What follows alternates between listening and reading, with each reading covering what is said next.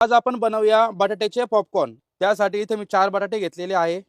इथं लसूण घेतलेला आहे, अद्रकचा एक इंच तुकडा घेतलेला आहे, मीठ घेतलेलं आहे, ब्लॅक पेपर घेतलेला आहे आणि कॉर्नफ्लॉवर घेतलेले आहे। सर्वप्रथम आपण बटाटे पहिले सोलून घेऊ व्यवस्थित।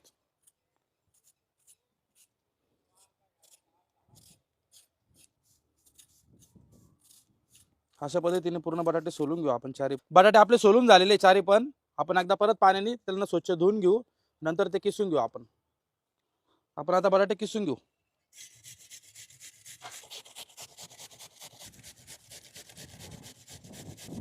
बटाटे आपले किसून झालेले चारी पण व्यवस्थित। आपण आता त्यामध्ये मीठ घालून घेऊ। मीठ यासाठी घालतोय की बटाटे आहे ना किसून झालेले आपलं ते पाणी सोडल। थोडंसं मिक्स करून घेऊ मीठ। 2 मिनिटं आपण असं ठेवून घेऊ। आपण आता बटाट्याचं पाणी काढून घेऊ। बघू शकता कसं पाणी निघतंय मीठ टाकल्यामुळे। पूर्ण पाणी निथळून घ्यायचं आपल्याला, थोडं सुद्धा पाणी ठेवायचं नाही। हे बघा कसं मोकळे होते एकदम।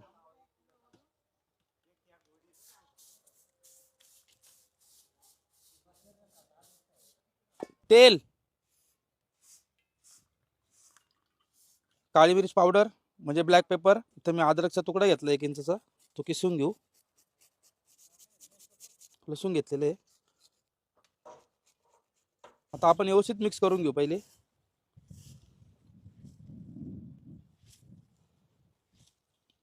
व्यवस्थित मिक्स करून झालेले बघू शकता तुम्ही।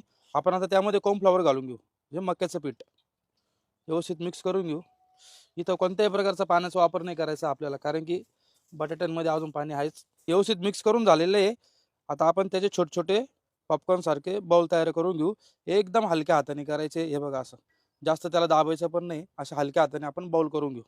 एकदम अशा हलक्या हाताने करायचे, जेणेकरून ते मधून पण आहे ना क्रिस्पी राहतील। म्हणजे जास्त दाबल्यानंतर ते मधून कच्चे राहतील, वरच्या वर केल्यानंतर मधून ते क्रिस्पी राहतील। तेल गरम झालेलं आहे, आपण आता पॉपकॉर्न सोडून घेऊ।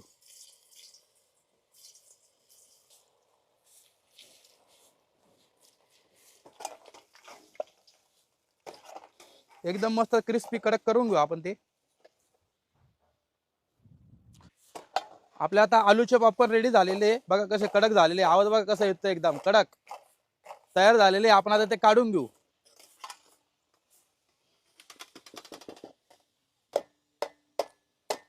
हे आलूचे पॉपकॉर्न तुम्ही दारू सोबत चकना म्हणून खाऊ शकता। हे बघा कसे कडक वाजताय। याच्यासोबत तुम्ही टमाटर सॉस सोबत सुद्धा खाऊ शकता, खूप चांगली टेस्ट लागल आणि एकदम मस्त कडक पण झाले बघू शकता तुम्ही। खायला पण एकदम मस्त मऊ लागतील तुम्हाला।